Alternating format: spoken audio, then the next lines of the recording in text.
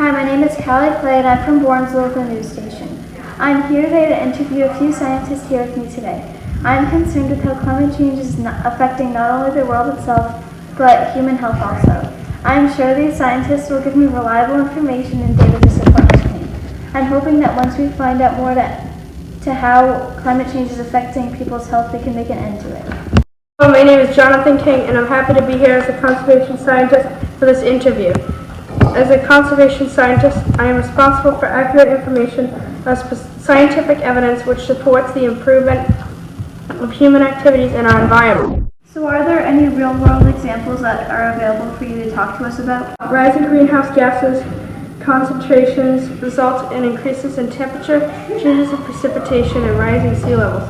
These climate change impacts endanger our health by affecting our food and water sources, the air we breathe, the weather we experience, and our interactions with the built and natural environments. So basically what you're saying is that as the climate continues to change, the risks to human health will continue to grow.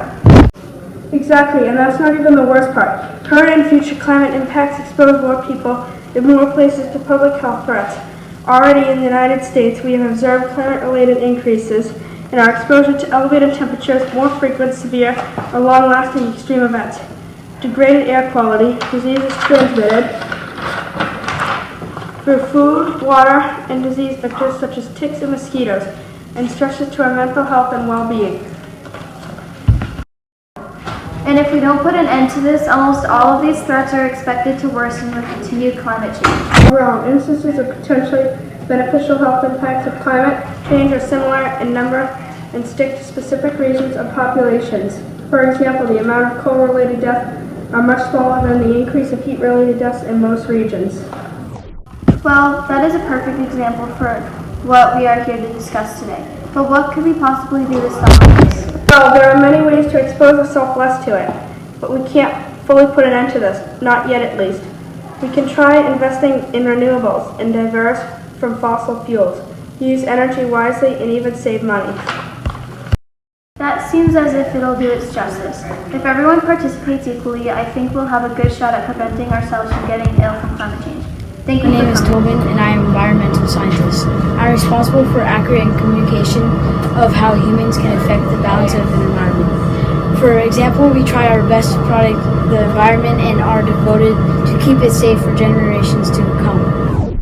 Is there anything you'd like to tell us about climate change and our health? Yeah, so climate change has already begun to impact our planet in more ways than we can think of. Temperatures continue to rise throughout the planet. We are experiencing changes in precipitation patterns as we ever seen before. Although climate change may seem unstoppable, saving the environment is a necessity and it needs to be done. Yes, it starts with us, and our responsibility is to act against these terrible changes to preserve the planet for future generations. So what could we possibly do?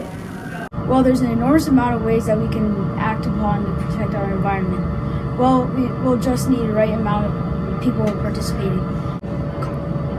Cardiovascular disease, respiration disease are all chronic conditions which could be formed from the exposure to high temperatures. Alright, well thank you for attending this interview. We'll look upon your feedback. Hello, my name is Ty Kelly and I will be the climate scientist attending this interview. I am responsible for the communication of ideas about how historic events of Earth's climate can be used to show various changes that impact the future of our climate. Are there any historic events that are related to the health of humans and climate change? Yes, as the climate change continues, heat will continue to rise and so will the problems. What problems will start to People of the occur? United States have already experienced costly impacts in terms of both lives lost and economic damages. Observed changes in the frequency, intensity, or duration during the time of these extreme events. So events like this are not just starting to occur? Yes, these problems have been occurring for a long time. Extreme events also pose unique health risks if multiple events occur simultaneously or succession in a given location. Simple things like driving your car every day or using electricity when it is not necessary are just a few of the many ways we are going against protecting our environment. But if people were to ride a bike to get short distance for transportation would be a huge impact.